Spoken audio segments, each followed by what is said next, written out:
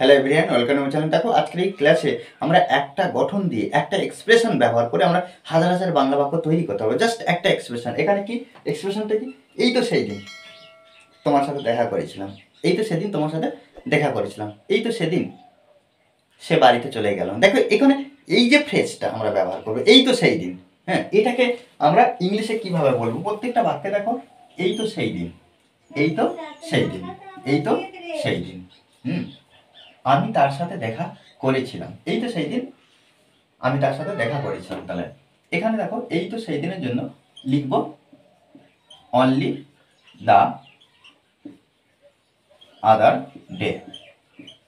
ওকে, plus যদি বাক্য গঠন করি তখন প্লাস কি করব না, সেন্টেন্স।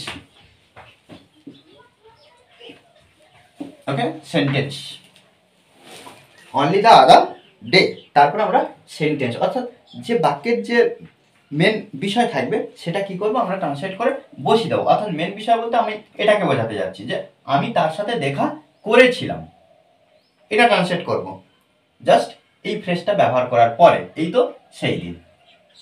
দেখো অনলি দ্য আদার ডে, আমি তার সাথে দেখা করেছিলাম। এই যে আমি সাবজেক্টকে আমি দেখা করেছিলাম, দেখা করা মিট, মিট মানে দেখা করা, আর দেখা করেছিলাম মিটের পাস্ট ফর্মটা লিখতে হবে মেট, অর্থাৎ MEET মিট, পাস্ট করলে ME একটা ই হয়ে যায় মিটের ক্ষেত্রে। তাহলে এখানে উচ্চারণটা কি হবে? আই মেট হিম বা হার। স্ত্রীদের ক্ষেত্রে হার আর পুরুষদের ক্ষেত্রে হিম ব্যবহার করব। তাহলে আই মেট হার, এই তো সেই দিন আমি তার সাথে দেখা করেছিলাম।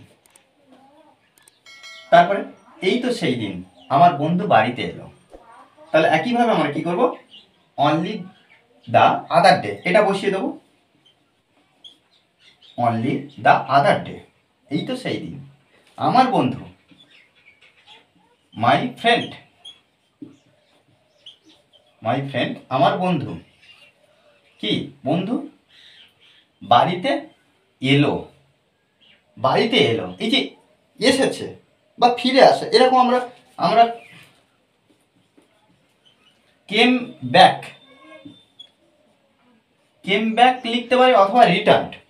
কেম ব্যাক যদি এটার ব্যবহার না করি তাহলে আমরা রিটার্ন লিখব, রিটার্ন,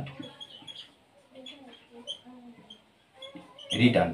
তাহলে মাই ফ্রেন্ড কেম ব্যাক অথবা রিটার্ন, কোথায়? হোম।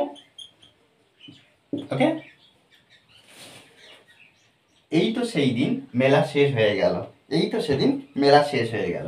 তাহলে দেখো এখানে only the other day, other day, এই তো সেই দিন মেলা শেষ হয়ে গেল।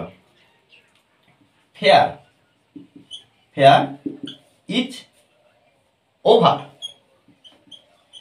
ওকে, ফেয়ার ইজ ওভার, মেলা শেষ হয়ে গেল। এই তো সেই দিন পূজা হোস্টেলে গেল।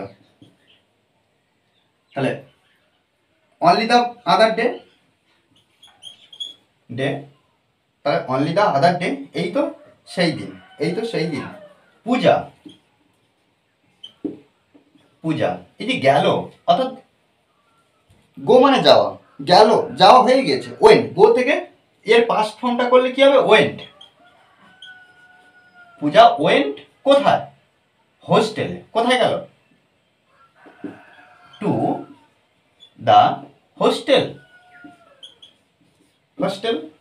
ওকে, টু দ্য হোস্টেল, কোথায় গেল? না, হোস্টেলে গেল।